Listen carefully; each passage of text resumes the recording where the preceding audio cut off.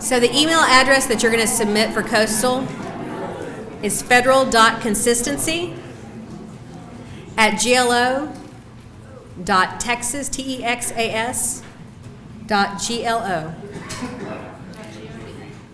Oh, GOV, sorry. I don't know. I can't see. Anyway, also the person that you may be sending attention to, she may be one of the staffers that does this, is Allison. You've got up there both her first name, last name, her area that she's in, and her phone number if you have questions. I'm sure she'll be thrilled that I did that. No, I'm kidding. Please don't call her. I'm sorry, no, let me clarify. Yes, please don't send it directly to her because she's not the only one that does it. So please send it to she's listening right now, by the way, so hi, Allison. Yeah. So don't send it to her, but please do send it to federalconsistency@glo.texas.gov. And she also wanted to remind us of the reporting requirements, which are in the next email. Nope, they're actually right here. I brought them in. Oh, goodness. So as a reminder, as the responsible entity, which everyone in this room should be acting as the responsible entity as far as I'm aware. Is there anybody in here who is not acting as on behalf of the responsible entity? Should not be. So as the responsible entity, the ownership to provide this documentation is on you. And so this goes for the Coastal Consistency Agreement as well as the PA we have with the Texas Historical Commission that we'll go over in a few minutes. But for consistency determinations, these are the time periods. Oh, I was going to say right there. April 1st through September 30th, and October 1st through March 31st. That's it? Yeah. Quick. We'll create like a single slide and we'll drop it onto the box and you guys can pull that up. And again, as I always said, email. That's what you're always going to use when you have questions or anything else. Okay, contamination and toxic substances. I'm going to try to go through this very quickly, but we've provided actually almost all the slides that HUD has provided to us for this topic, but it's a very long and inclusive topic, okay? But I do want to kind of quickly touch on a few things, one of them being our HUD resources. I'm also going to talk about a GLO resource that we have as well. For guidance, you actually can, again, go to the HUD Exchange, my favorite place for you to go. They actually do have a site contamination worksheet that you can utilize to work you through those projects. You're not required to turn in those worksheets, but if you want to, you're more than welcome to do so. But make that part of your supporting document as it goes with that piece. And we'll go a little bit more about formatting here in a moment. There's also the site contamination worksheet for multifamily. That's a different kind of piece. And before I forget, wave to everybody, Kevin. If you have any questions and you're working on anything that has to do with lead-based paint, asbestos, or mold, Kevin Stanley over here is going to be your guy. He's working with us on this, and he's prepared a guide, policies and procedures, if you will. So if you'd like a copy of that, just shoot me an email, and I'm going to give you all our emails again at the very end, and you also have it on your slides that you already have there, and we'll send you a copy of that. This goes mostly to housing, but there are little pieces that do go to infrastructure. Alrighty, so part of what we're looking at is HUD requires in their regulations that any property that we're working on that we're going to have people housed in are free of hazards, which completely makes sense, does it not? I literally watched something kind of scary on, I don't know, PBS last night that my husband made me watch that showed people that were in some town that had been abandoned. It was all about abandoned places. I don't know why we watched that stuff. But anyway, the entire town had been abandoned. It was like in West Virginia. It had to do with the fact that a coal fire had started underneath the earth and was burning and literally was starting to make the ground cave in, and there's all these terrible things that happen. But again, that goes to contamination as well. You've got people that are in there. There are things that are happening that we're not aware of. You know, you hear me talk about the words vapor. Vapor seeps in all sorts of different ways and not necessarily the same way that liquid does. So it flows in a different direction. So that's another piece when we're looking at contamination, that can seep up through the floors wherever somebody's living, okay? So that again is one of the reasons why we look closer at these pieces. Again, I'm just going to touch on a few of the items that we look at. I should have brought the little map that only has the little thing. Obviously, one of the things that we're most concerned about is Superfund sites, and why wouldn't we? Because those are some fairly scary places. We do have what's called CERCLA, the Comprehensive Environmental Response Compensation and Liability Act. It was enacted in 1980. A lot of cleanup going on after that. If you guys If anybody's old enough to remember Love Canal, that was one of the areas that initiated this. You know, there's a book called Our Silent Springs that talks about more of the contamination issue. The primary program for cleaning up the nation's contaminated waste sites. You'll see this, they actually have, TCQ has it listed out there and you can find information on this. EPA's website does as well. Actions under the Superfund program are triggered by a release or threat or release of a hazardous substance into the environment. So that's the first piece to it.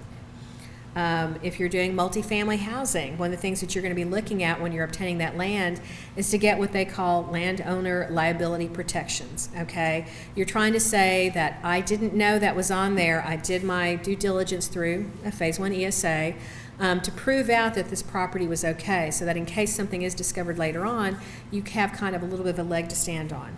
When it comes to a property that you're obtaining, if it turns out that it's contaminated, and you're required to do a cleanup, guess what? Guess who pays for that? It's not the guy that used to own it. It's going to be you, possibly the bank, and anybody else that's involved in that transaction. So again, that's one of the reasons why we look to this stuff for multifamily. We have what's called the RCRA, the Resource Conservation and Recovery Act. That was enacted back in 1976. It's for the control of hazardous waste from the cradle to the grave. It's actually kind of documenting and following that piece all the way along. So anything that's out there. There can be a lot of things that are on the RCRA list. That doesn't mean that they're necessarily contaminating anything, but they're being monitored and watched. That's a list that you can go on if you're ever wondering if whatever that thing is that's in your neighborhood has had any violations. They pull up and they actually have a section where they have what they call an echo report. You're looking at the control of underground storage tanks, petroleum, and other hazardous waste as well through RCRA. Control of non-hazardous waste sites as well. Some of the sites of concern that we look at a little bit closer when we're looking at these have to do with underground storage tanks, because likely they're leaking. Okay, there's not too many out there that haven't. Dry cleaning, agricultural industries, industrial production facilities, meth labs. No one's happy to live near the meth lab. So that's fairly scary. So there's a lot of different components to that. And just kind of a quick shot, I'm not going to go way into this, but you can see some of the effects over here on the side, including cancer. Nobody wants that. But as you're looking through, there's all sorts of different exposure methods. And what do you see over and over and over again in every one of these? Vapor. Okay? So again, that's why we look closely at these.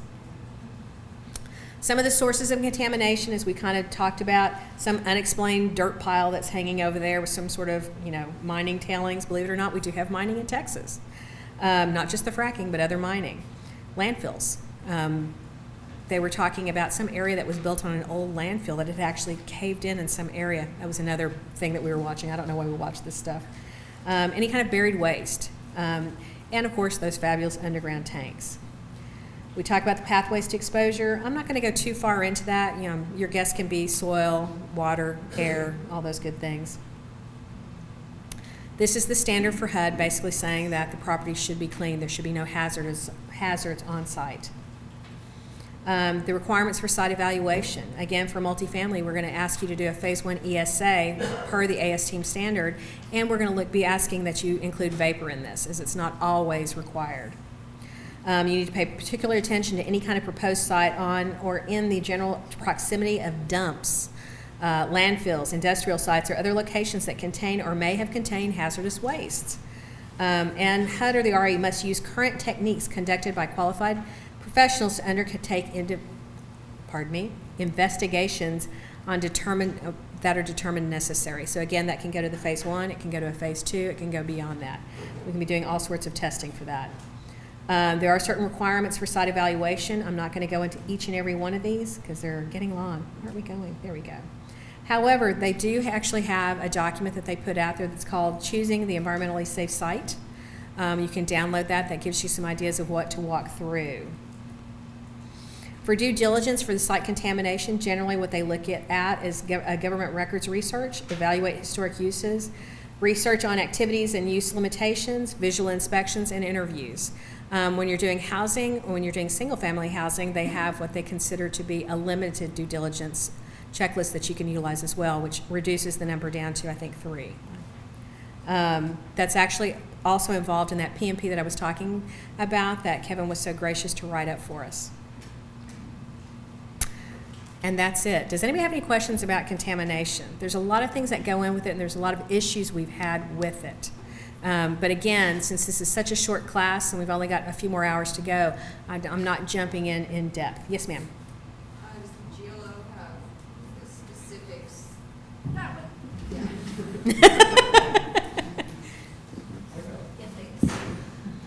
Yes. Does the GLO require like a minimum specific resources to check for this section? That's a very good question, and thank you, because again, I was doing these slides at 3:30 in the morning.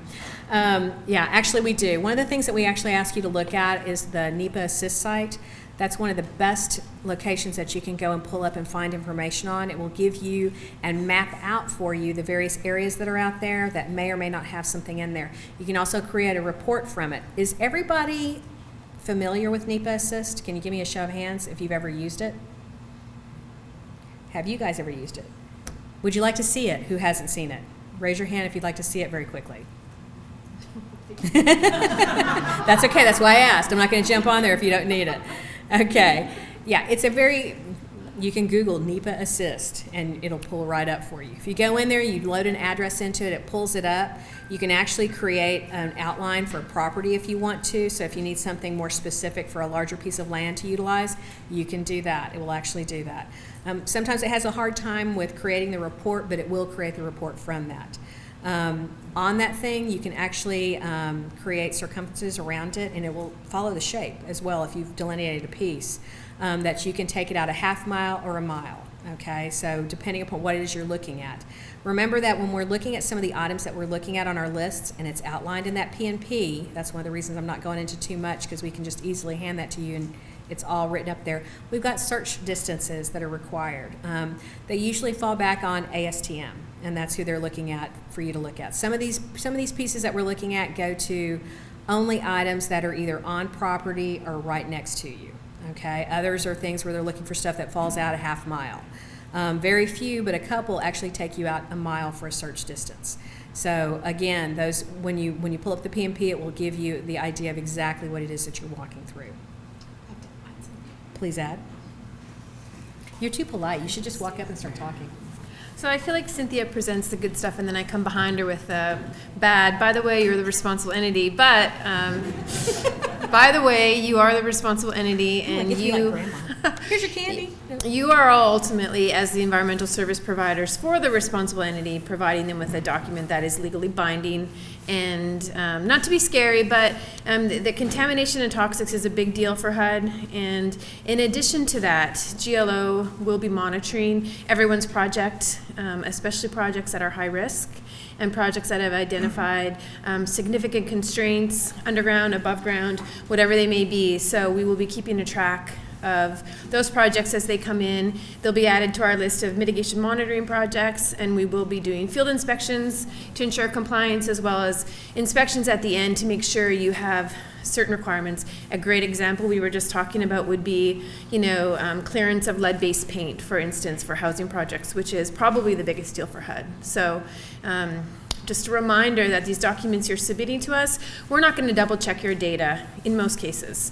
We may, in some cases where there's a lot of a big issue that's underground with contamination, we may run our own analysis and maps to ensure that you've caught everything in the right area. But most of the time, we're going to assume that you're doing your due diligence and that the document and the data that you're presenting to us is accurate. Otherwise, it's basically us doing the report for you.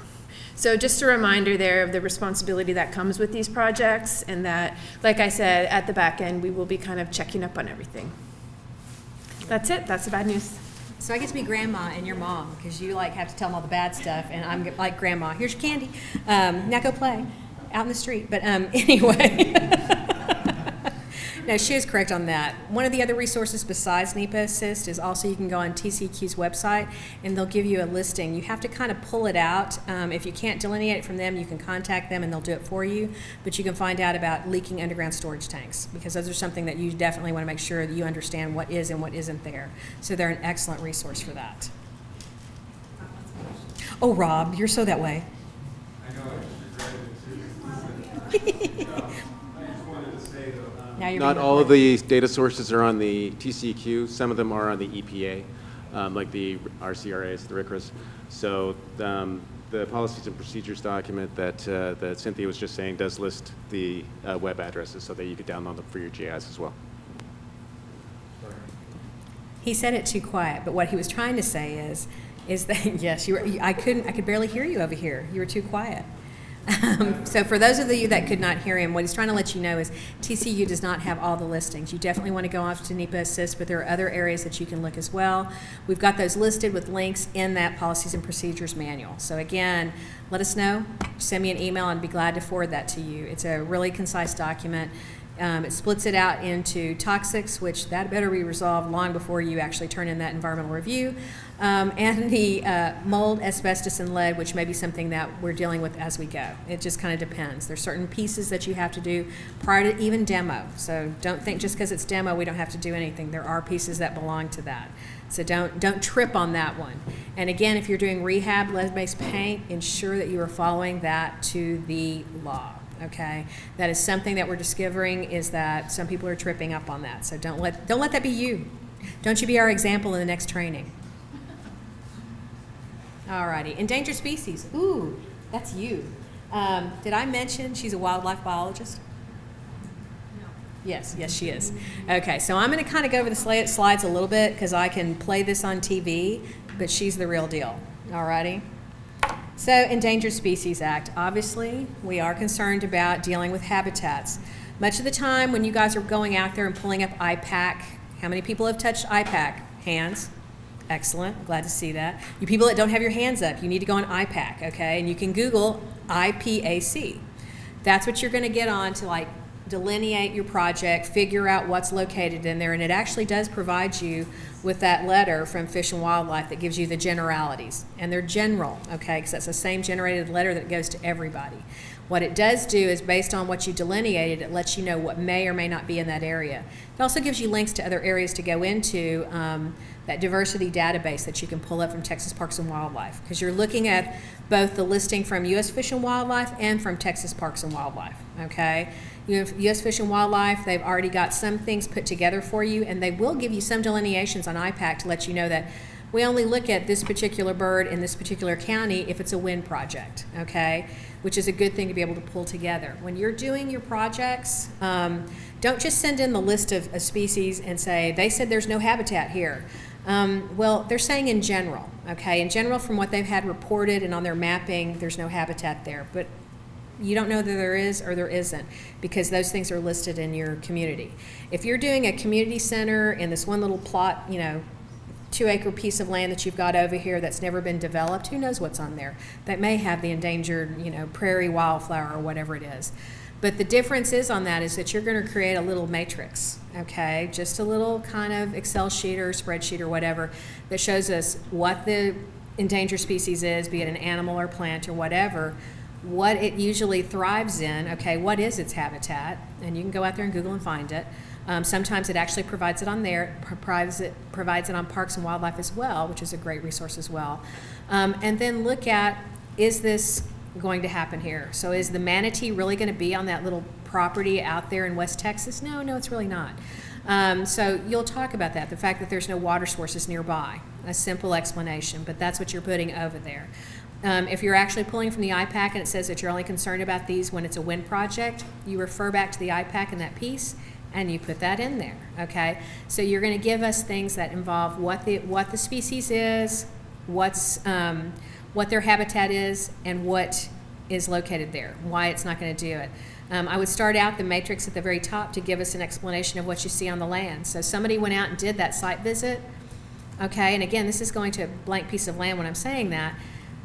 What is there? Is there scrub out there? Is there a lot of pine, or is it just forested over? Tell us what you see and tell us what's on that piece of property. Even if you're developing something that's in the middle of the city of Austin, believe it or not, there can be habitat there. For the most part, and we'll kind of take you through, I think it says in here, some of the projects that we generally don't consider to have an impact. Every great once in a while, they do have an impact. And a lesson learned for us on that one was Bastrop County and that fabulous Houston toad. They actually had to go through, and I want to say it actually is in these slides. I'm going to cut forward. Oh, wait, let me back up. I'll go back to him. Okay. I have to remember what I exactly did on here. There's actually areas where they had to create fencing. They had to have specialists come out. They had to wrangle the toads. Those people that wrangle the toads made more money than I do for wrangling a toad all day long. I was wishing for that, that job. I'll go outside and wrangle a toad. So there are certain times when there's something that's going to come in. You'd never realize that would happen, but they were doing such a huge swath of land. It was a disaster. It was because of the wildfire. And so they were being pushed into areas they hadn't been before. And of course, it's a very wooded, and green area. So that was probably already present to begin with. So, there's a never say never piece to it. So even though you're going to pull out maps and say, yep, there's nothing here, it says no habitat, or it says that down on the IPAC letter, no habitat, that's not your conclusion. You've got to take that extra step to let us know what's through there, okay? So let's kind of go through here. So, and these are your slides that I stole. So this is from the wildlife biologist. Endangered species. Ask yourself, is there an accurate description of the existing habitat on and adjacent to the project site? So maybe they're right next to it. Maybe they're going to drift over. Maybe that toad is going to show up again. Is there an accurate description of all project activities that may impact existing habitat? Have both the Texas Parks and Wildlife Division and the U.S. Fish and Wildlife Threatened and Endangered Species list been reviewed and evaluated for project area and attached to the document? Texas Parks and Wildlife actually does have shape files that you can drop down onto a GIS and create a map. So if you're all in the same area, you can consistently do that so that you have that in that mapped area. And even though it's not going to completely cut down the habitat, if that habitat is way the heck over here in your city or county and your project's way over here, that likelihood of having a habitat has probably dropped, but you still have to prove that a bit. For over here, the closer you get to where that's at, you probably might have to take a much closer look. So, is the U.S. Fish and Wildlife Service IPAC report included? Did you actually include that in there? Are there any threatened and endangered species and/or habitat located within the project area? Usually, I always see no. I've yet to see one that said yes. Is critical habitat per U.S. Fish and Wildlife Service present? If yet, map included. So you're going to pull that up as well. And they do actually have a mapper on their site. Did you hear that? It's the critical habitat mapper. It is a thing. Alrighty, if necessary, has consultation been initiated with U.S. Fish and Wildlife Service? And they have informal and formal. Preferably you're doing the informal. And/or Texas Parks and Wildlife. Is the consultation complete? If necessary, has consultation been initiated with National Marine and Fisheries Service? Remember, we are talking about some things that are being, we're going to be looking at functionally dependent pieces to our floodway. If necessary, is the consultation complete for that? Is a biological assessment needed? Is there migratory bird habitat within or adjacent to the project area? When we're looking at the migratory bird habitat, for the most part, we're talking about best management practices on that. It may be saying we'll start building in April instead of January, or waiting through the summer season to go a little bit further for nesting season. If there's a nest present, then that's going to change a lot of different things as you go out there and take that little survey. If applicable, were bridges inspected for bird or bat colonies? We have the big famous bat colony here in Austin. We'd pretty mad if you did anything to our bats. So yeah, you're looking at any kind of species that you could impact. Have Migratory Bird Treaty Act BMPs been incorporated into the document? So we also want to see that. You can kind of put that together up front rather than waiting for them to tell you. And are there any other applicable BMPs provided in the document? Hey, you biologists, come here. So these were a list of questions that I just put together, is trying to kind of help you prepare and write this section. I would say it's fairly safe, as much as I can say that, for a lot of housing projects we have. We have a lot of housing assistance programs where they're in urban areas and pre-developed neighborhoods where endangered species is not an issue. I think we're going to see this a lot for new construction activities, especially as it relates to infrastructure, which we have coming up for Harvey now. So everybody who's going to be working on infrastructure projects should have a pretty good idea of how to handle this section. I think it's pretty easy for me if I'm reviewing yours to understand and either agree with you or disagree with your findings, but from like what Cynthia keeps saying, that if it's not written down, it didn't happen, it didn't exist. And ultimately, I'm not going to be auditing your files. HUD is going to be auditing our files, and they need to kind of see, the best way I think to explain it is to kind of prove out your argument about why there aren't impacts. And basically, I think the easiest way to do that is to be very clear on your project description, your project activities, and the existing habitat. So to avoid a lot of questions and feedback from us and us kicking your report back, I would say that those are the 3 things to hone in on, especially the project description is critical, especially how deep you're going and what's adjacent to the site. Site photographs help a lot as well.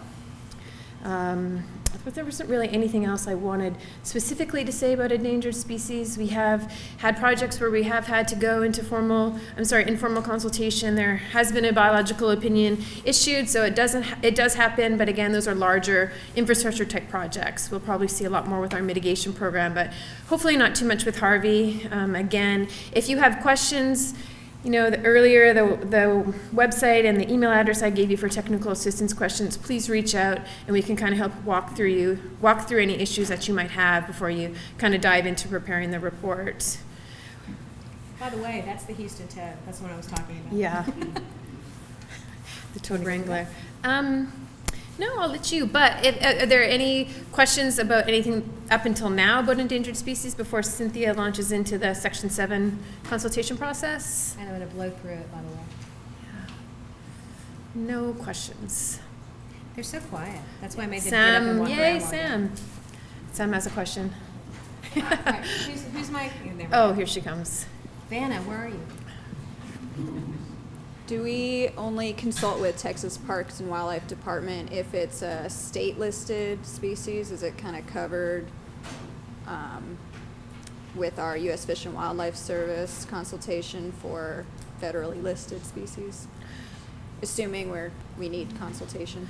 You mean, do you have to consult with one or the other, or can you just consult with fish and it includes both? Right, yeah. Basically, when do we need to consult with Texas Parks and Wildlife Department instead of just the U.S. Fish and Wildlife Service? So that's an interesting question, Sam. Not a very black and white answer. So unfortunately, the state of Texas does not have as stringent as laws as, let's say, California does for their state protected species. So for species that occur on both lists, you're going to look at the Texas Parks and Wildlife and the U.S. Fish and Wildlife list that occur on both lists, that are state, let's say state endangered as well as federally endangered, that has the same type of protection, right? You're going to go with a higher, which is going to be fish. So for state listed species, we don't necessarily always ask for Texas Parks and Wildlife concurrence on our findings and our proposed mitigation, but we do include them. And so if you have a state listed only species, we would notify them as an interested party and we would wait for their response and we would incorporate all of those mitigation measures and BMPs that we found to be appropriate and applicable for the project. Which, by the way, that Houston Toad was Which, yeah, a state. It was Fish and Wildlife too, I think, but it was state. right, They're the ones that came up with that. yeah. Any other questions? Okay. All righty then. By the way, when head monitors, did I mention that Kelly's a biologist? Just saying. Anyway, these are her old slides, by the way, from her last presentation. So I'm just going to blow through really quick, and we're going to kind of jump on to the next subject, because again, I keep staring at the clock. For the ESA Section 7 consultation protocol, there are 5 steps. You're going to look at step 1, determine whether the project is the type that could actually affect the listed species. I've got a slide here coming along that's going to actually kind of lay out some of those, and it's what it's what Jill already discussed when we're talking about single-family homes and some of the other types of projects. You're going to determine whether there's a potential presence of listed species. You do that when you go onto IPAC and you map that and it provides the list. Same thing with Texas Parks and Wildlife. You're going to determine potential for adverse impacts. Is there a likelihood that they are present, and are you going to impact them? Then you're going to make a determination. if it is not likely to adversely affect determination or the is likely to affect determination. Most of the time, thank God, we're at the is not likely to adversely affect. With the Houston toad, we were at the is likely. That's all the measures that we had to take. I'm going to keep cutting through most of this. That's just a quick close-up real quick before I go through. This is some of the fencing that they had to do and some of the things they had to display, and there were certain ways that you can see in the little diagram in the middle where it kind of is swinging out, it's showing you how those were built out. So as the animal was going around that fencing, instead of ending up at the doorway into where the construction was going in and out for the machinery, it was actually made it curve out so that the animals would end up going back out. So they actually had to plot all this kind of ways that they would mitigate for this and how they would wrangle the toads. This is part of their wrangling, as well as that fencing. They had to make sure that it went down into the ground so they couldn't slide underneath. So there's a lot that actually goes into that when they're having to do this kind of piece. Don't toads hop? Well, apparently they only needed it up to that thing, and maybe that's why they had those very expensive people out there to make sure they didn't. Because you guys, I'm not kidding. These people made more money than I do, and to make sure that that toad went this way and that one went that way.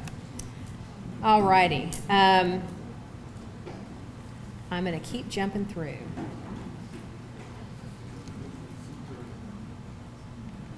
I'm looking for.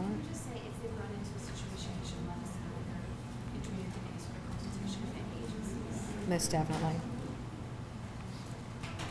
Okay, I'm skipping to the ERR documentation, but I will tell you this. If there's anything that you have a question about, or you're a little worried about something that you may have found, or some type of specific type of species, or you're not quite sure when you look through this and you look through the slides themselves. And again, today is a short day and an overview day, not really a getting into the weeds kind of day. Please, please, please do not hesitate to contact us. We'd be more than glad to give you an opinion or give you some guidance on how to walk down this road. Like I said, we have our own wildlife biologist over here.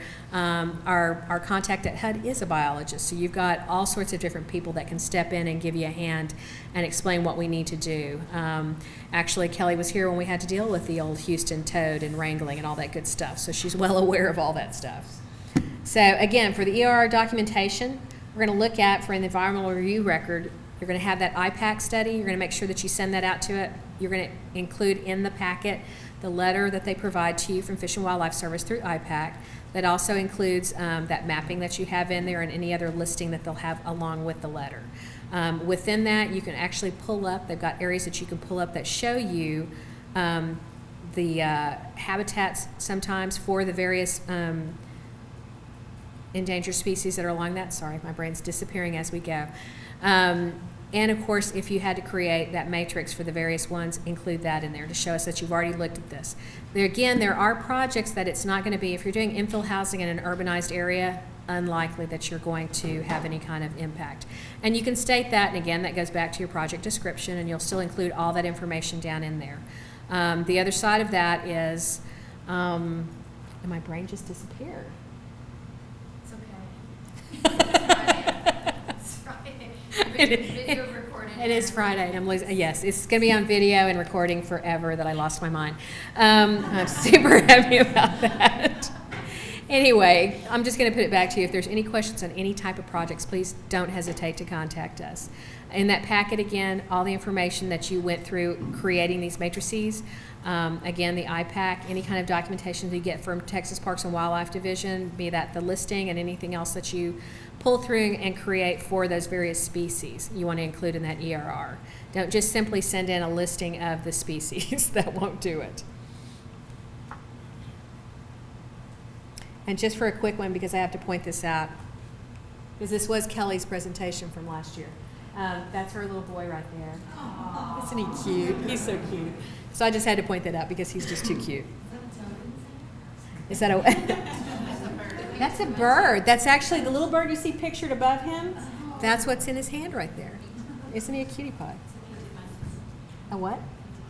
A painted bunting. I don't know if I even said that correctly. Alrighty, we're going to jump into explosive and flammable.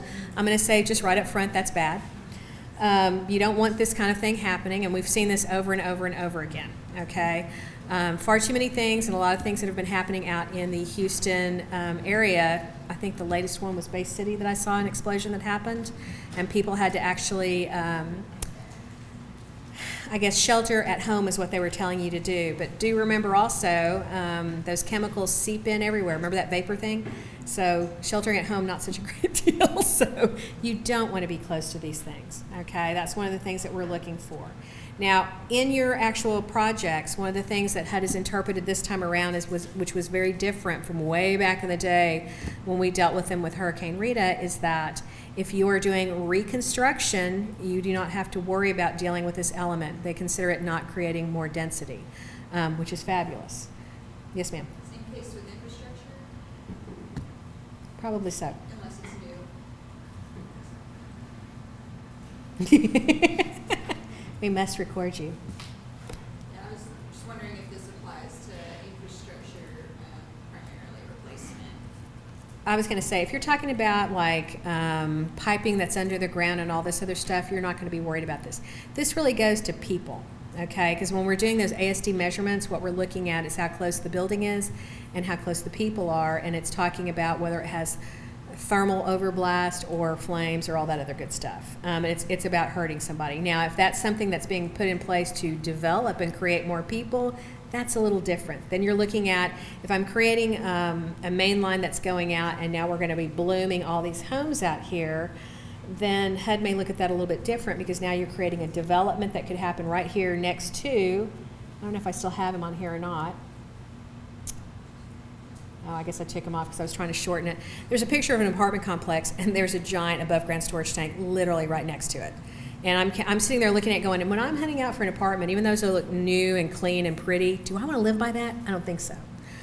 So again, it can go towards the development piece as well. So that's actually an excellent question. You know, does infrastructure matter? So again, look at exactly what you're doing. If it's something that's going to create more development, then that may be an issue. So we have to talk about that and look at that as well. So when we're looking at that, HUD requires you to look at the acceptable separation distance from anything that would be of explosive or flammable in nature, okay? They're going to kind of define this a little bit more. The rule addresses the distance of HUD assistance development from stationary, commercial, and industrial facilities which handle chemicals or petrochemicals of explosive or flammable nature. So any kind of above-ground storage tank with a capacity of 100 gallons or more. There's a proposal to up that amount. It has not been finalized. So we've still got to use the old amount. So I'm not even going to mention what the new amount would be because I don't want you to use it. So for right now, if it's more than 100 gallons. So if your next door neighbor has a 200 gallon tank that they're heating their house with, guess what? That has to be looked at, okay, if we're assisting your house. Alrighty, so these are some of the, I'm not going to go into the weeds on this stuff.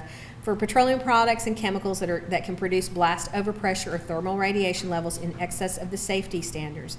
They're just kind of showing you what some of the structures and people, what the amount would be that would, I guess, burn them up. It's talking about the pressure itself. Where do these come from? The 10,000 BTU is for wooden buildings will not catch fire for at least 15 whole minutes, allowing the fire department response. I would hope that it would be more than 15 minutes.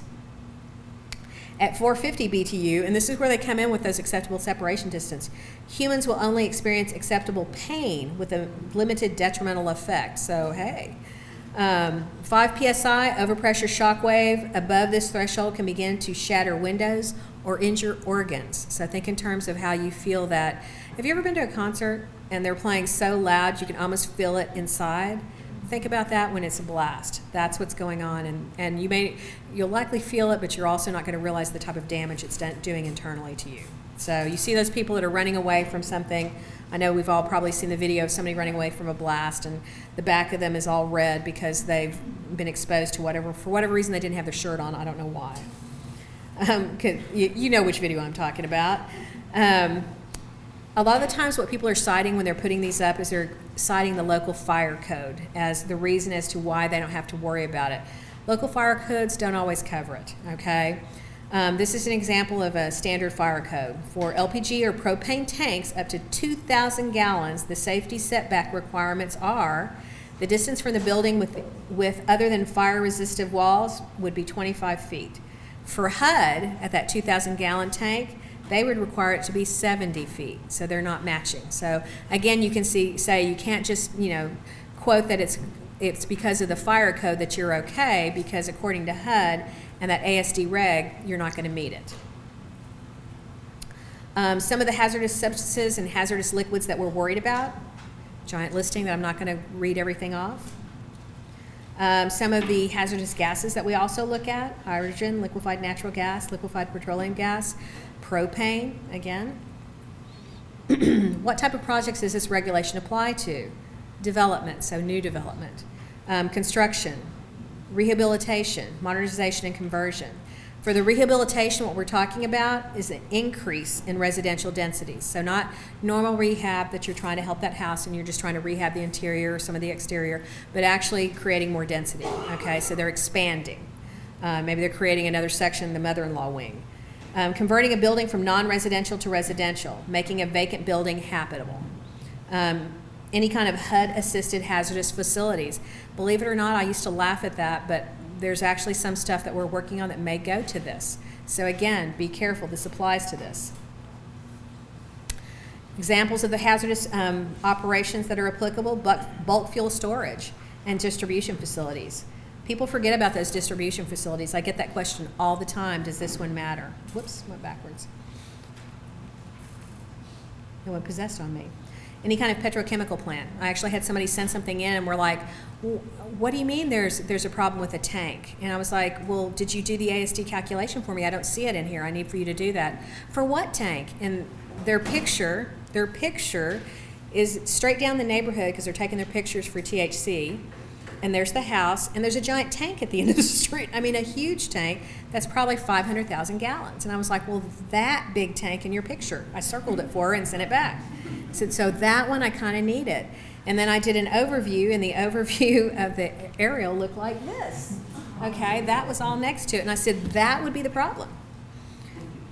So I'm not saying we won't assist you, but I need for you to do that calculation. We need to see what has to be done and what kind of mitigation could happen. Because believe it or not, we can mitigate for that. And sometimes a house in front of a house can be the mitigation. I know, it's kind of terrifying to say, but it actually is kind of true. Again, we're looking at propane gas storage. So we have an exception that if it's connected to your house, okay, an ancillary use, that it's okay. However, if it's your neighbor, then you're going to have to check that one, okay? So that's where you're wanting to know what those gallons are. And most of them are much more than 100 gallons these days. So we're hoping for that, that determination to come home soon to us. The regulation does not apply to the following: pipelines that transmit hazardous substances. So we're not worried about that benzene that's rolling through underneath. It's located underground or it complies with the applicable federal, state, and local standards. Containers containing common liquid industrial fuels with a capacity of less than 100 gallons. Again, that propane tank. And you can see it's got gasoline, fuel oil, kerosene, crude oil. Some of the exclusions, any kind of underground storage tank. We're not worried about the underground storage tank for explosive reasons. We're not worried about the creepy underground lines that are rolling underneath. As long as they're buried, it's not being covered under the HUD regulations. Any kind of thing that has a natural gas holders with actual floating tops, because they're in there as a safety measure, those are not governed under here, believe it or not. High pressure pipelines, mobile tanks en route, which I'm not sure exactly how we'd measure that one as he zips through your town. So what is the acceptable separation distance? There is a calculation that they have online, so I'm going to actually blow forward. Oh look, it's telling you where it's safe.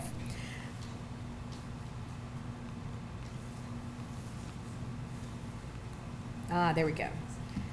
If you go online to the HUD Exchange, I'm telling you, it's always the HUD Exchange. If you go online to the HUD Exchange, you go under where it says View Resources. Again, it takes you in there by element. You can go into the explosive and flammable piece, and it actually has a calculator. The calculator is set up and incredibly simple. If I can do it, anybody can do it, okay? On there, it asks a few questions. You're going to go through and try to figure out certain things. Is it diked? Is it not diked? Is it pressurized? Is it not pressurized? You know, depending upon several of these questions, it will ask you the next question of how many gallons, how many, you know, what are the diameters and all that good stuff. But it's very, very simplistic things. Generally, if you're having to go to Exxon and they don't want to give you the information, You can hand this over to them and ask them to fill it out for you and just provide a cover sheet that says that they provide the calculations, and it'll have that guy's name. And it shows that it's from Exxon, okay? Because a lot of the times they're going to give you the old Homeland Security thing where they can't tell you anything. Well, fine, then don't tell me. Fill this form out. I don't want to know anything else about that tank, what's in it, anything else, but just fill this portion out for me because it doesn't ask you exactly what it is. So that should suffice for them. The application of the AST is based on level topography with no intervening objects like that other house. Evaluate sources individually. The closest, largest tank or diked area will usually determine the ASD. So if you've got a tank farm back there, you're not measuring every one of those tanks. You're measuring the largest and the biggest, okay? I mean, the largest and the closest. It was the same exact thing, wasn't it? Use a single tank or a diked area with ASD that comes closest to proposed site to determine compliance. If the calculated ASD is less than the distance from the above ground storage tank to the project perimeter, then the project's in compliance. It's as simple as that. When you're looking at those things, a lot of the times it gives you two calculations. One is for buildings, one is for people. And I get a lot of times people go, it's just fine, look at it, because they're looking at the building. And I'm like, yeah, but look for the people, because the people is always shorter. It's a shorter distance. So that's mainly the one you're probably wanting to look at because you want to ensure that your people are okay. It's an example of one of those homes, and it may have been the exact same home I was just talking about, how close they are and what's close by. This measured out to be a little over 2,000 feet from that property.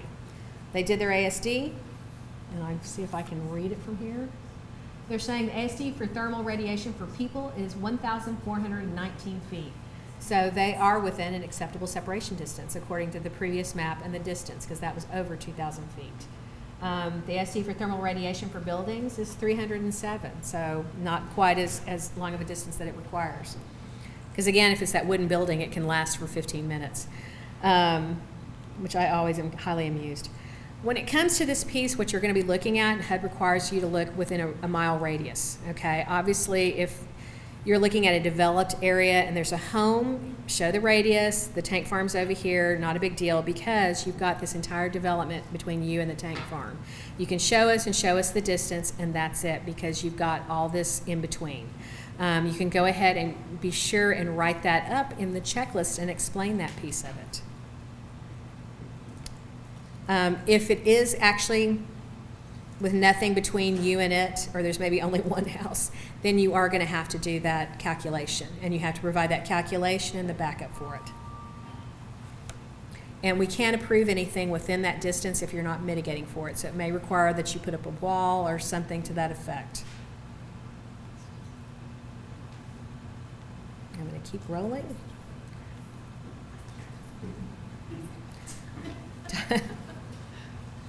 She's running, so I know there's a question.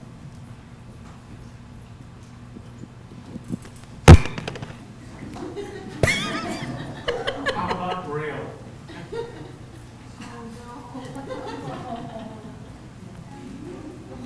No question for you. Railroad? What about them? As a material, once a railroad. Test. Houses right next to the railroad. It's not part of it. Did you see that transitory piece with the trucks? Same thing with the railroads. Believe it or not, even though you'll see them, and I see them all the time when I've been out in Beaumont, that they're just sitting there. Okay, and I know it makes me nervous when I see it, but they're not counted as part of it because they're transitory. So the question was, what about a railroad car carrying these devices? That is not covered under this. So those, again, are just like that truck. They roll through. Even if they're sitting there and rotting for a long time, there's nothing that says that truck can't stop at the truck stopping, get lunch while he's, heading across the states or whatever, but it's not covered under this piece. Yes, sir. That railroad is affected under noise. Yes, That railroad is affected under noise. absolutely. Absolutely. All right, and for the ERR, again, mapping and all the good stuff.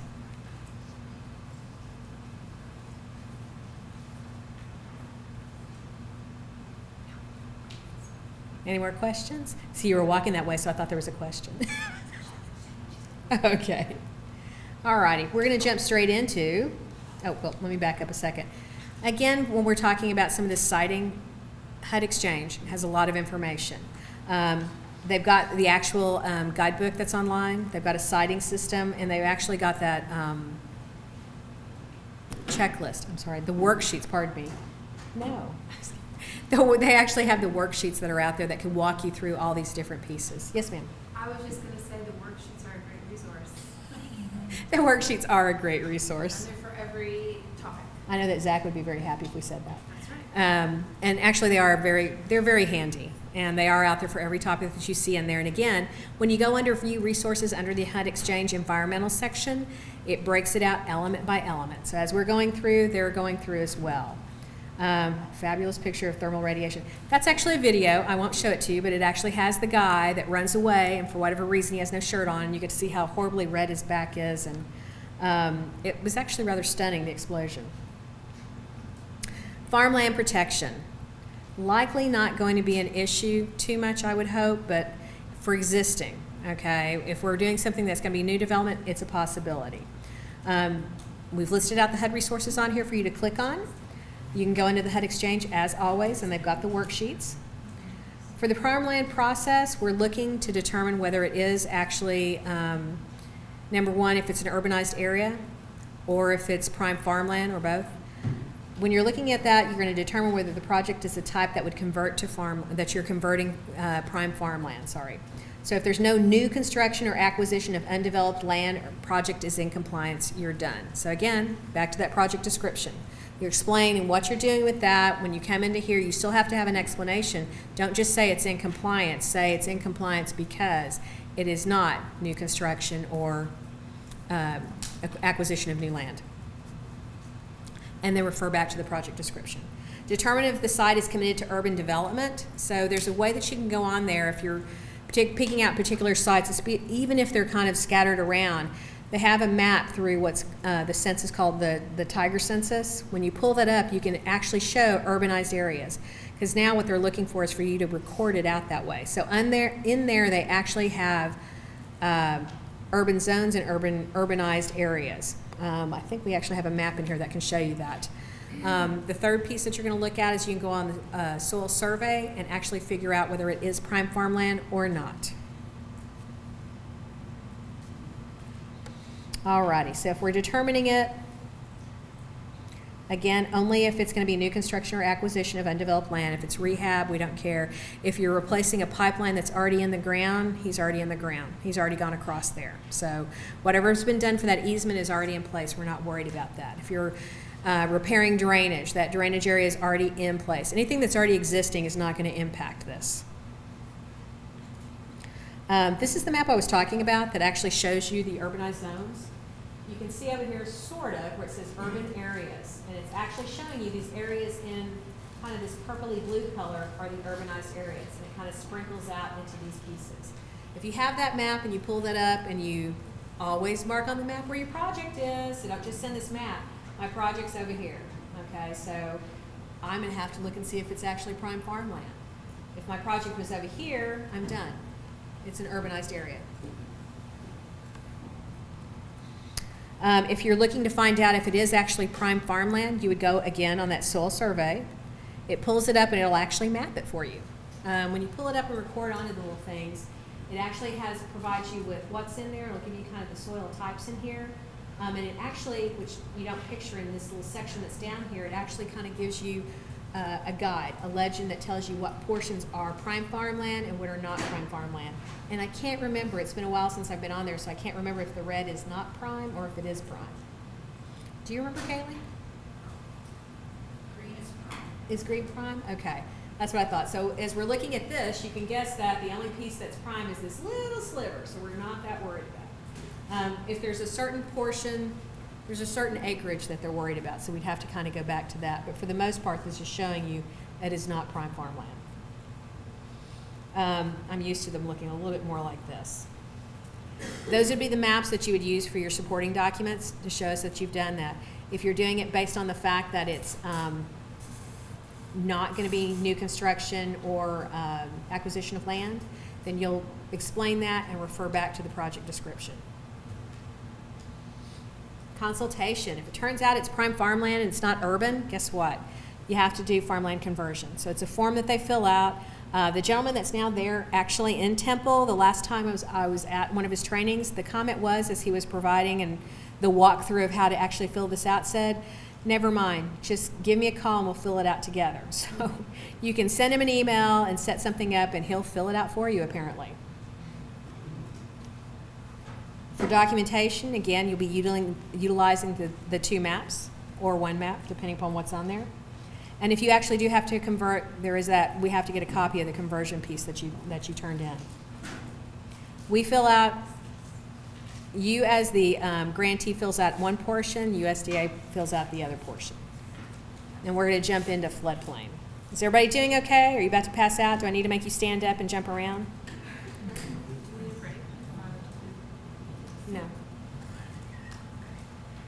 She wanted to know if you needed a break, but I say no because we want to finish early, don't we? Okay. I'm talking as fast as I can. And please, I am trying to talk fast, but I do encourage you to please ask me questions if you're not quite sure about that. And please don't wait till the break or afterwards. Ask now because somebody else may be thinking about the same question and is too chicken to ask. So please go right ahead and do that. So we're going to jump into floodplain. And we just got some good news about floodplain, but I'm going to go through a few things first, and then I'll show you what just came in. And we'll drop that on Box, and you guys can all have a copy of it. So Part 55 floodplain, we talked about flood insurance. Now we're going to talk about actual floodplain management. It applies to any kind of federal actions within FEMA mapped floodplains or unmapped. We're going to skip over. It is the most common form of disaster. Something I was explaining during the break is for the last 5 years, the major flooding that we've had all across Texas has mostly occurred in unmapped areas, things that were not considered 100-year floodplain. Okay, a lot of it happened in 500-year and beyond. Okay, some people were in the X zone, would have never expected it to happen to them, and they were inundated. So it's something that we're seeing. Obviously, the maps are changing and they're updating, but we're also seeing changes in rainfalls. They just did a huge study on this to figure out the rainfalls in the state of Texas. So it's one of the components that a lot of the big major cities are taking into account as they develop their floodplain regulations. The FEMA flood insurance rate maps only look at historical data, okay, available at the time of mapping and do not take into consideration climate change, what I just said, sea level rise, growth, and impervious cover, okay? As people develop things, you're taking away areas for it to soak in. You're taking away vegetation that can grab that same stuff and keep it from just eroding everything. So impervious cover is a big deal, or any other trends that are happening.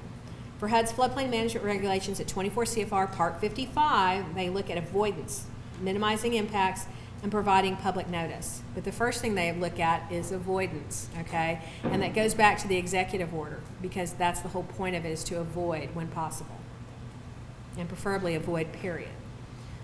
This applies to physical actions in the 100-year or critical actions in the 500-year floodplains.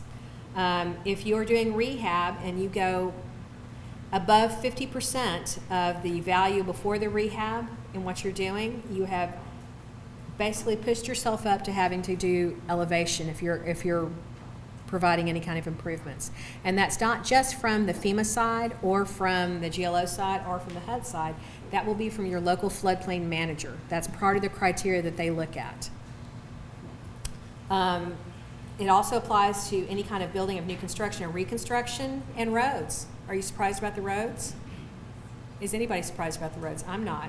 Because I've seen back in the old days from CDBG where we'd build a road and the next thing you know, we flooded a bunch of homes along the road. So depending upon what the style of that road is, that reverse crown or the crown, it changes out how things are being drained away. Okay, and you also have created more impervious cover if you're extending a road. Pipelines, believe it or not, it actually goes to that as well because we're wanting to make sure those don't get washed away. So there are certain things that you're going to have to mitigate for these type of items. Anything except minor clearing and grubbing. So critical actions, hospitals, nursing homes, police and fire stations, and believe it or not, places that store records and data. Okay, maybe it's the cloud services place. Who knows? Who knows where that cloud place is? You hope that it's up there because then it's elevated. This is a picture of a FEMA permit. It's created from the fabulous FEMA website where they have the Map Service Center. This is what we want to see when you submit for your clearance. What we also want to see is where the heck your project is, okay? On this one, I see a little dot right there on the edge, on the fringe.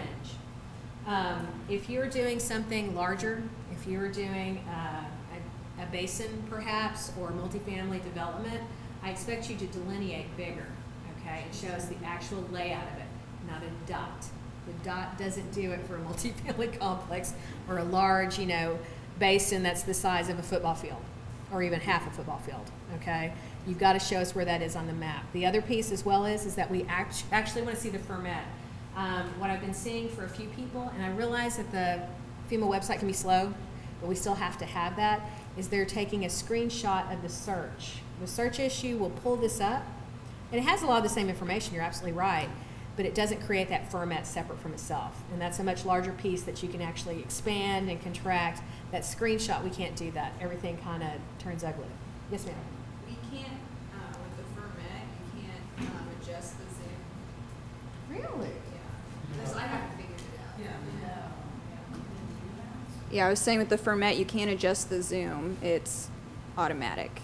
Well, no, it takes you out to where it's at, but what I'm saying is people aren't even creating the format. When you do the search, when you type in your address in there, it pulls up, and it's a million times better than it used to be. People can tell you from the old days that you had to sit there with your map, which had all sorts of weird stuff on it that you couldn't tell what it was. And there's still some old maps out there that are like that.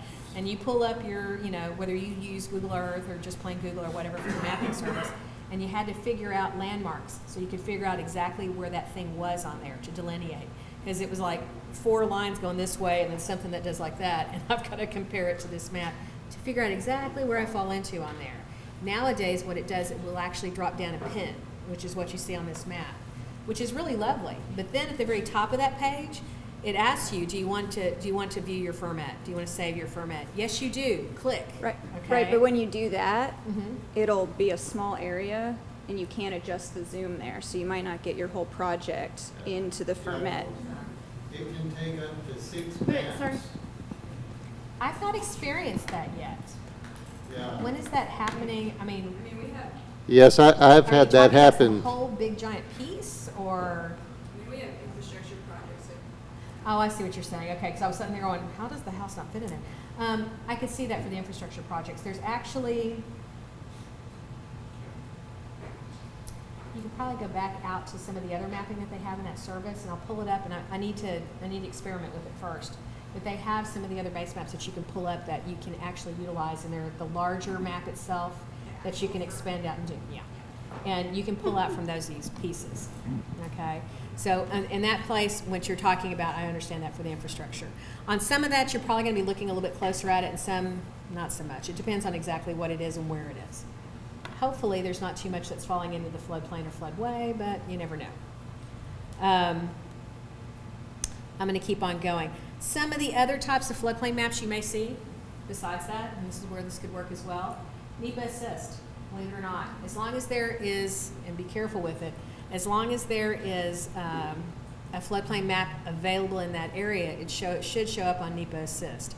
I would look on the MSC website first, because if you're trying to expand that out, because that should allow you to expand out on that. That might be a workaround for that.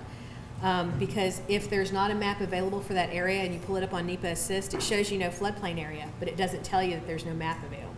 So you may think, oh, see, there's no floodplain. So again, check FEMA's website first and make sure about what's there and what's not, if the mapping is available in the first place. That's true. My Google Earth hasn't worked for a long time when it comes to floodplain. It makes me very sad. And I've reloaded it millions of times. Actually, on the other side of this that you can see, is you'll notice that they have the National Wetlands Mapper. I've not really tried floodplain on there, but I have noticed that they do have that option in it. Alrighty, there's also preliminary flood map data. Since the storm, since Harvey, we've seen a lot of remapping. Since those 15-16 floods, we've seen a lot of remapping, okay? So just as we talked about earlier about the preliminary flood maps and the effective flood maps, what your floodplain manager will always tell you is, as you're looking, you're going to go with whatever that highest elevation is, whichever it is. If your effective map says this and your preliminary map says this, I would still go here, okay, just to be safe. And that's what your local floodplain manager will look at and suggest, okay, as they're looking at these things. If you're doing any kind of construction that is going to be in a floodplain, you've got to contact that local floodplain manager. There's going to be things that they have that are going to impact your project, okay? And I don't care if it's a house or it's a basin or if it's whatever, you need to get with them to find out what those caveats are on that roadway project or whatever. They're going to have to sign off on these things. For construction permitting, you've got to go to them because there's actually a portion that's the floodplain permitting that you have to do for construction. That's something that we're going to be looking for. If you're elevating, you're going to have to go back and turn in that elevation certificate to the floodplain manager, the local one, as well as to GLO. When it comes to floodplain, if you're elevating, I'm going to tell you a little secret. When you're looking at what was actually finished and they give you that flood certification and it was supposed to be 2 feet above and it's actually 1.10 feet, flood insurance will keep it right there. I'm trying to remember which way it goes. Flood insurance actually rolls up, I think. However, when it comes to the floodplain manager and seeing if you met the reg, they go dead on. So if you're 2 inches short, you are not 2 feet above, and you will not get a sign off from that floodplain manager. So just FYI, be careful in your projects when you're looking at that. So be very keen about how you're elevating. Okay, any non-functionally dependent use in a floodway, prohibited actions, I forgot to read the title. Prohibited actions under 55.1, any non-functionally dependent uses in a floodway. Critical action or new construction of non-critical action in a coastal high hazard area, which is a V zone. So again, critical action, new construction, or non-critical action in a coastal high hazard V zone, no. Repair or reconstruction of a non-critical action that was not designated consistent with 55.1C3. I won't go into that for a sec. If you are in something that you're working in a floodplain, you are going to have to do an 8-step process. There's only a few exceptions to the 8-step processes, and one of them might be your buyout program. Because part of what you're doing with the buyouts and acquisition is that you are taking that property, ripping the stuff off of it, and then dedicating it to that use in perpetuity, forever.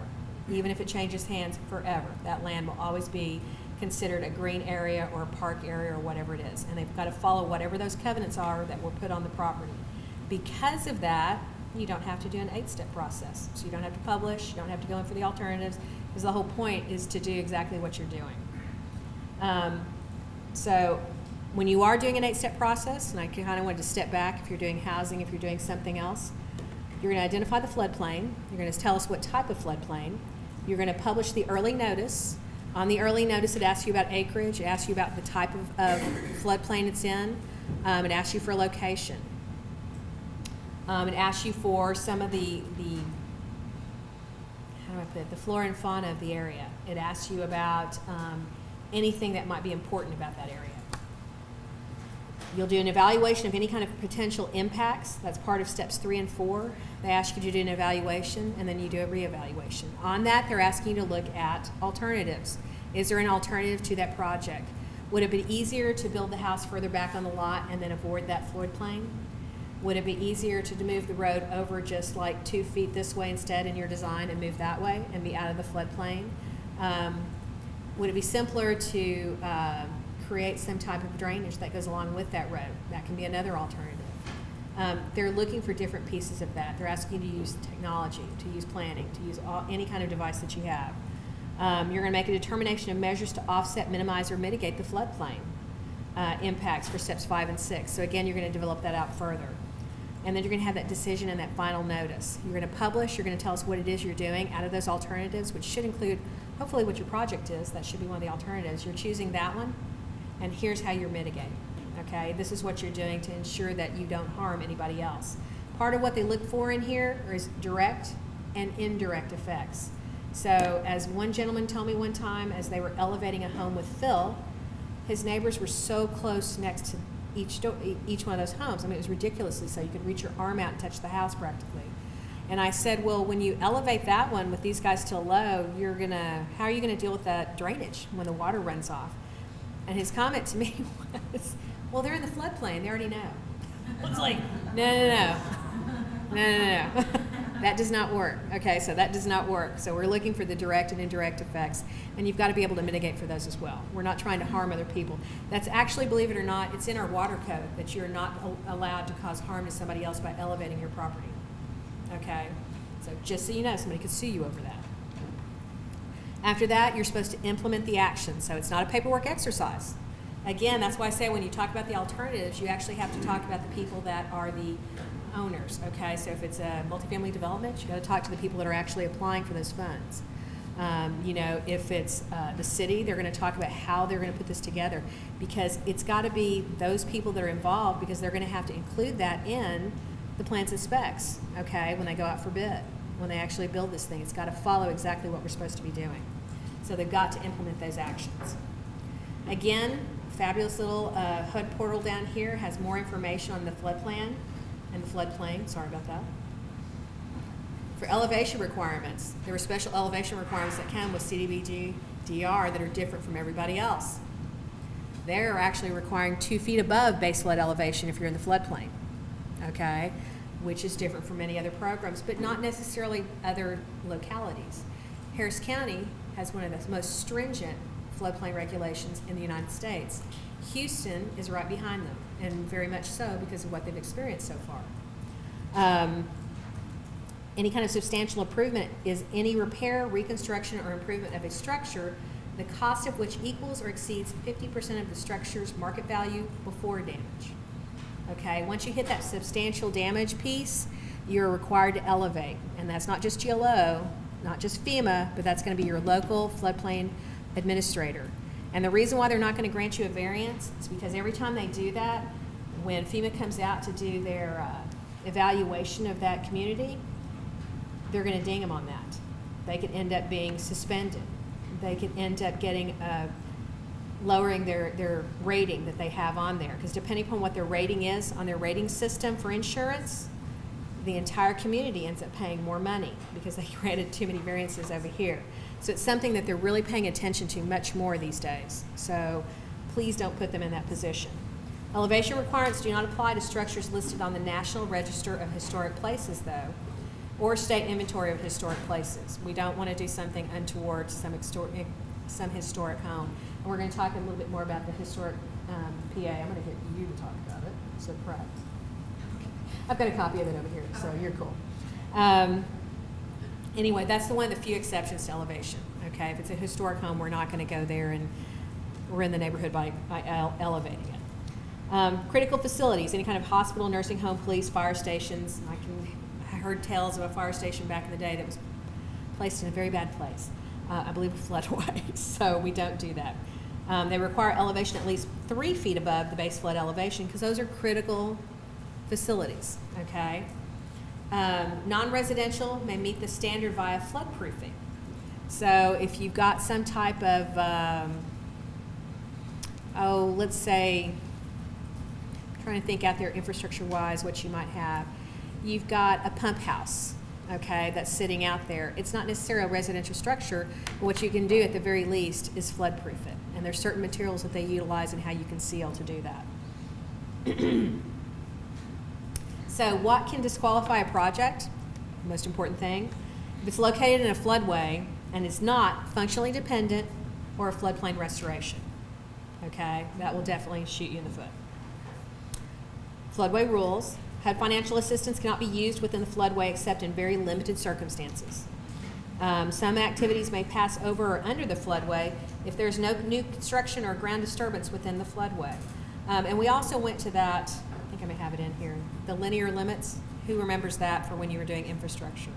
HUD finally recognized that, and they wrote up a memo for that, and that's actually should have been part of the packet. I'm trying to remember if I remembered or not, that you drop down from box when you pull down all your materials. If you're actually doing an infrastructure project where you're crossing like a river or a stream, you're going to be boring underneath, or you'll be attaching it to the bridge across there, and it's got specifics that go with that. But they now allow that. For a while there was a whole discussion that HUD wasn't going to allow that. I'm not sure why they were trying to split the towns. I don't think they really, I understand, but I don't understand. What they were worried about was encouraging development along the floodway. So that was part of the issue. Underground pipelines, again, may may pass under a floodway if installed by construction technology. As I just said, you're boring underneath. HUD financial assistance may not be used to install an above-ground pipeline if any part of that pipeline would be located below the BFE. So that's another piece. So you may be attaching it to that bridge that goes across there, but as that below the BFE, if it is, that's not going to be the way you're going to do this. You're going to have to bore underneath. So just really quickly, those are the horizontal limits of the floodway. Floodway is exactly where that comes into the piece of land, where the water is actually flowing. And you can kind of see that right through here. But you've got the fringes that go along with this, and as it comes up and floods, you can see over here as it's showing you where the 100-year floodplain goes to and where the depth is on that. A regulatory floodway means the channel of a river or other watercourse in the adjacent land areas that must be reserved in order to discharge the base flood, so as it rises, without cumulatively increasing the water surface elevation more than a designated height. Many times when you hear them talking about doing fill on a property that's near a floodway, one of the things they're having to be careful about is that they don't increase that height for the floodway more than a foot. They have what they call a no-rise certificate. So what is functionally dependent use? A functionally dependent use is defined as a land use that must necessarily be conducted in close proximity to water. So for example, a dam, marina, port facility, waterfront park, lift station, and many types of bridges. That's kind of an example that's sitting back behind there, just for you to kind of look at, one of our little floodways. So is it functionally dependent? It's a detention basin. Is it? Yes, it is. A culvert replacement, it's a functionally dependent use. A lift station, yes, believe it or not. A boat launch ramp, a bridge, all considered functionally dependent. What's not? A new road. Guardrails on an existing road, repaving. Filling potholes, restripping asphalt, or widening roads. Sorry, we've got it like a theme going on here, if you can tell. So all the things are not. What is floodplain restoration? And that's another little piece we'll kind of go into because we're talking about the buyouts. Floodplain and stream restoration is the reestablishment of the structure and function of ecosystems and floodplains to return to the ecosystem as closely as possible to its natural conditions and functions prior to being developed. Restoration of adversely impacted flood-prone river systems is accomplished by restoring floodplains and associated wetlands through connectivity and storage, and by modifying the physical stability, hydrology, and biological functions of the impaired river banks to that of a natural stable river with periodic overbank flow. So there might still be a little bit that comes over. You all look kind of glazed. Do you need that 5 minutes? Should I give you 5 minutes? Alrighty, types of floodplain restoration, some of the things we're talking about. See, You said yes, I think. Did you say Did that? you say yes? Yes, everyone says yes, definitely 5-minute break. Sorry. Well, I tell you what, let me tell you this slide, and then we'll get out of here. Bank stabilization is one of them. Desnagging projects where you're having debris removal from a creek or stream. Aquatic habitat restoration, enhancement, and establishment of activities. Maintenance dredging of existing basins. The removal of accumulated sediment for maintenance of existing marina basins. Access channels to marinas or boat slips, and boat slips to previously authorized depths or controlling depths for ingress, egress, whichever is less. Maintenance of existing flood control facilities, discharges of dredged or filled material resulting from activities associated with the maintenance of the existing flood control facilities. On that one, why don't we give a break? Come back in here 10 after 3.